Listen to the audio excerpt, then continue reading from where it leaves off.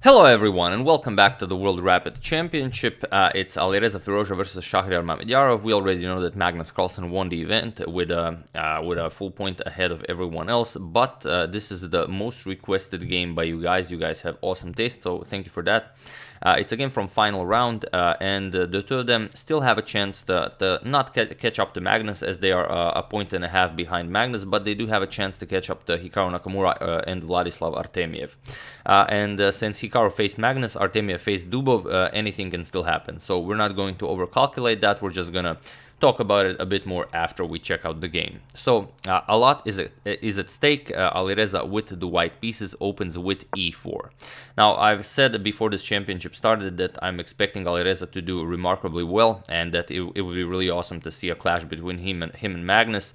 However, that didn't happen. For the entire 15 rounds they went without facing each other, since Alireza had a great start, then a loss against Duda, then a great, not an excellent second day, but then in the third day he just did remarkably well. Before facing Mamedyarov, he defeated 3 opponents and drew only 1, so really impressive stuff. And now he has to take on Mamedyarov.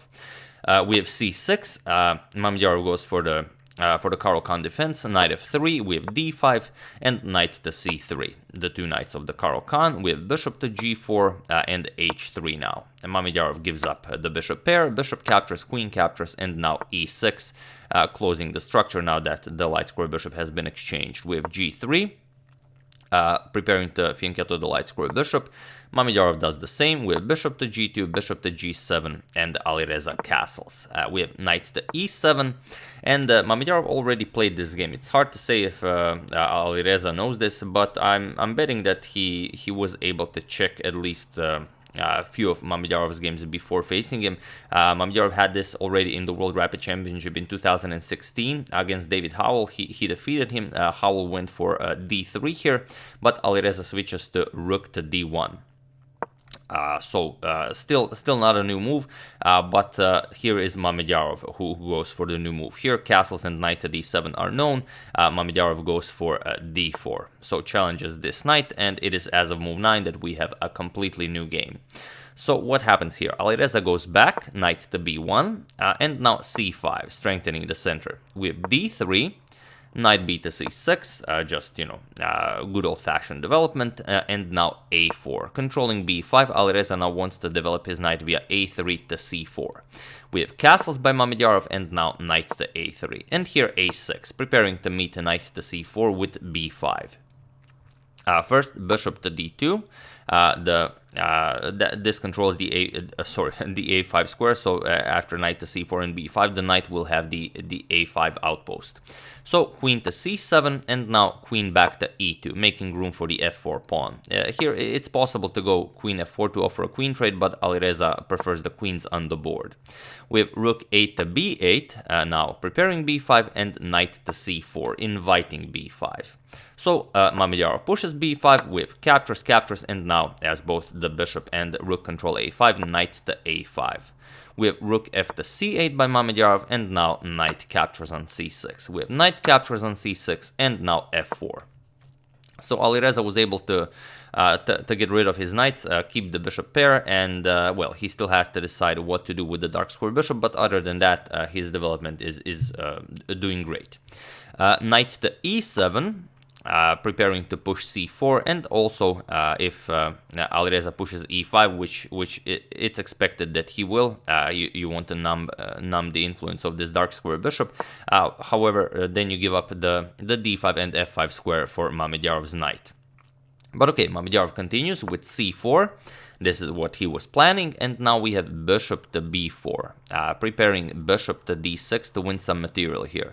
Mamedyarov goes knight to f5. Now he can grab this excellent e3 outpost for his knight, and Alireza invites it in. We have g4 first, knight to e3, and only now bishop to d6, attacking the queen, and after the queen moves the rook. We have queen to d8, and here Alireza grabs the rook. Bishop captures on d8, and Mamedyarov could capture on d1, and we would just see a trade of everything. Queen captures, rook captures here, and the g5, but then Mamedyarov, the bishop, isn't really doing all that much. Alireza has a beautiful bishop, and you can never get to a8. So the a file is Alireza's to use as he pleases. So instead, Mamedyarov decides to keep the monster knight instead. He plays a rook captures on b8. And okay, we have g5. Now the dark square bishop is not really a useful piece. We have h6 and now h4, just keeping the dragon in his cage. And here, Mamedyarov could bail out and just grab the knight, grab the rook, and play this pretty much equal position. But Mamedyarov decides to keep it and go bishop to f8. He wants to bring the bishop over to b4. Now we have rook dc1. Alireza says, okay, you don't want the exchange, I'm keeping it, and I'm gonna play against your monster knight. We have h captures on g5, h captures, and king to g7 now, hoping to get rid of the bishop and perhaps use the h file to be infiltrated by the queen. Queen to f2 by Alireza, and now comes bishop to b4. So c3 might be an idea in the future.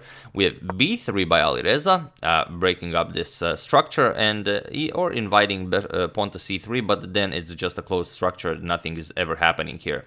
So queen to h8 by Mamedyarov, and now comes b captures on c4. We have b captures on c4 and rook c to b1 now. And here, what do you play here? It's a very interesting position. What would you play here? Feel free to pause the video and try to find the best move for Mamedyarov while I give you a couple of seconds. So for those of you who found bishops to c3, congratulations, it is the absolute best move in the position. And for those of you who just want to enjoy the show, well, bishop to c3 is what you play here. You attack the a1 rook and you attack the b1 rook. So here we would have rook captures, queen captures, and now, well, the queen is infiltrating via queen to b2. So you might as well go rook to a8, attack the queen, queen to b1, check, and now you cannot go to h2 because knight g4 check wins the queen. So you have to block with the bishop, and here black is just better. It's just a tough position to play for white, and this is what Mamedyarov should have gone for. However, Mamedyarov went for queen to h5, and this will prove to be problematic. How do you get the queen away from there and well, into the game? Here, Alireza immediately went for rook to a8. He offered the rook trade, and now if rook captures, bishop captures, and queen to g4 check, it's not a problem, just king h1. And now if you repeat queen to h5 check, queen to h2. Alireza is very happy with a queen trade as he's up the exchange. So Mamedyarov has to create some sort of an attack here. Mamedyarov goes rook to b6, avoids the trade, and here comes a move that really helps Alireza out. Alireza goes for bishop to f3, and now you see the problem. The queen has to move, and the next move, well, I will ask you what to do next. But here Mamedyarov played queen to h3, but now feel free to pause the video and try to find the winning move for Alireza while I give you a couple of seconds. So for those of you who were able to do it, congratulations on spotting that, well, there's a mate threat lurking on h8. And for those of you who just want to enjoy the show, it's queen to h2. This is how Alireza is able to trade queens, because now queen captures is met with queen to h8 mate. Again, with the rhymes. But yeah, after this queen to h2 move, Mamedyarov doesn't have a choice. He has to trade queens. So queen captures on h2, we have king captures on h2, and now knight captures on c2. Mamedyarov grabs a pawn, but it's not a problem. D captures on c4. Alireza now also gets a passed c pawn. Mamedyarov pushes d3, but it's not a problem because Alireza has a light square bishop. Only Alireza has a light square bishop, and the d1, the queening square, is a light square, which will be a problem for Mamedyarov. And it's defended twice. So bishop to e4. Now threatening to win the pawn. If you advance it, then you lose the knight. So the next move is forced. Knight to e1, guarding it, and now rook to d8, going after the d3 pawn. Here Mamedyarov pushes d2, and well, there are a lot of things you can do here, but Alireza just ends the game in the quickest possible manner. He just plays rook captures on d2. And it was in this position that Shakhriyar Mamedyarov resigned the game on move 41. Even though he had like 4.5 minutes on the clock, Alireza had a minute. But Mamedyarov knows that to Alireza a minute is like you know, enough for a whole game. Here he resigns because although it seems like you can grab a lot of material here, you can grab this, you can grab this, you can grab this. Well, all that is true. Extra points for those of you who realize the special relationship between the bishop and the knight. What I mean by this is after the rook is captured, you have to capture the rook. If you don't, rook b2 just wins a lot of material for white, so you have to capture it. Rook captures on b6, yes, you get bishop captures with check. King h3, and now it doesn't matter what you grab, let's say something like this. Point is rook to b1, and the bishop controls all of the squares the knight can use to escape. So your only defense is bishop to d2, but now just c5, and the pawn is queening. Problem is, after king f8, c6, king e7, c7, now you don't have king d7 because of rook to d1 pinning the bishop. And, well, after you capture it, just captures, and you're going to lose the knight as well, because the bishop still controls all of the squares the knight can use to escape. So next move, you're just going to attack it and pick it up. So that's why Mamedyarov resigned, even though it seems like, yes, you are grabbing a lot of material, even with check, all that doesn't matter. So really impressive how Alireza played this. Mamedyarov did not want a draw in the final round. That also helped Alireza grab in a full point. Mamedyarov also wanted to win this. He didn't want to go for that rook trade. He wanted to give up the exchange to keep the monster knight, but when he had to find the crucial bishop to c3 move to continue with advantage, he missed that, and that was all Alireza needed to grab a full point against a monster like Shakhriyar Mamedyarov. What this means for the final standings is next. Here I have prepared the final standings. Well, not that, because Artemiev drew against Dubov, and because Nakamura drew against Carlsen, Alireza catches up to them, and he is now second. So it's Magnus Carlsen in first place, and Alireza Firouzja grabs second place in the World Rapid Championship. And you can see that his starting number is 69, which is just insane that he was able to defeat all those players. Then in third place, Hikaru Nakamura, Vladislav Artemiev, Levon Aronian in fifth, Linear Dominguez 6th, Kxh2 Duda, then Danil Dubov, those are with 10 points, Anton Korobov, David Anton Giharo, and Yu Yangyi, those are with 10 points. Then with 9.5 we have Shakhriyar Mamedyarov, Lequang Liam, Maxim Vashilagrov, Ilya Smirin, Anish Giri, Hrant Melkumyan, Peter Svidler, Pavel Pankratov, Alexander Motilev, Alexander Grishuk, Evgeny Alexeyev, Vladimir Fedosev, Dmitry Andreikin, and Boris Gelfand.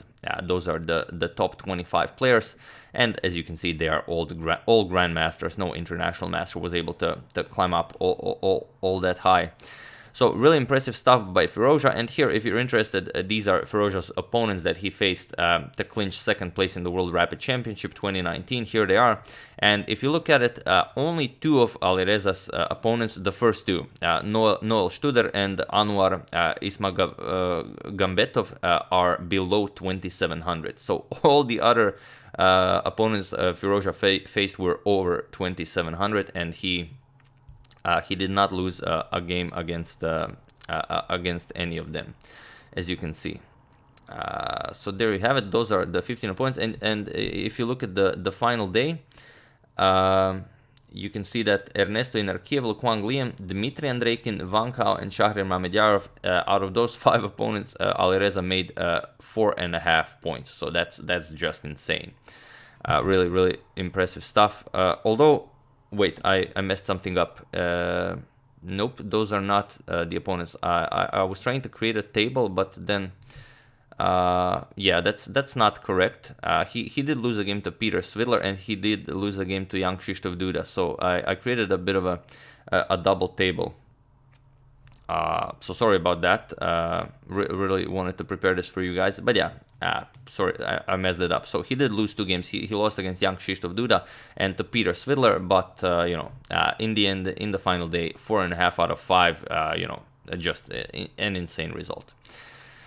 So yeah, that's the game. I do hope you enjoyed it. I would once again like to thank Michael Carey, Pete Sponrobles, Victor Klein, David Groskin, and Predrag Zerdo for a contribution to my channel. Thank you a lot. I really appreciate it. As usual, you can check 2 of my previous videos here. Thank you all for watching, and I will see you soon, continuing the World Blitz Rapid Championship, the World Blitz Championship. And even though it's a shame that Alireza did not face Magnus Carlsen in the World Rapid Championship, you know, there's a saying in chess: when Magnus is playing in a tournament, second place is as good as first, but he might get his chance in the Blitz Championship. So stay tuned for that. Thank you all. I will see you soon, and have an excellent rest of your Sunday.